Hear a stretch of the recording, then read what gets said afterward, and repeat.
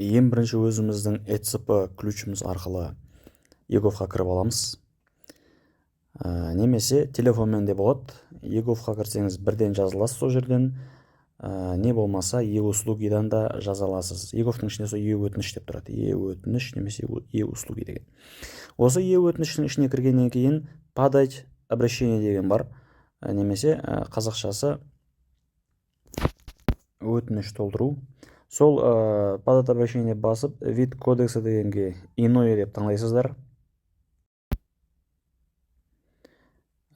Тип обращение дегенге заявление. Мен дәл қазір қалай жазам, тура солай жібере беріңіздер. Өтінішті қалай жазу керек үлгісін описаниені жібердім.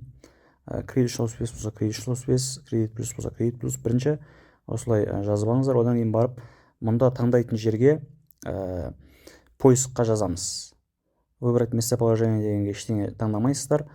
Агентство по регулированию деген кезде автоматты түрде финансовых развитие деген шығады, соны таңдайсыздар. Міне, агентство Республика Казахстан по регулированию, барлығы шықты. Описание толтырдық. Указать на карта дегенге Бөгенбай Батыр 142 деп указать етіп қойыңыз. Местоположениені оны указать ету үшін картаға кіріп, именно сол Қайсар Плаза деген таңдайсыз, соның ішінде кредит шло спес деп тұрады. Сол жерді примерно басып қойыңыз.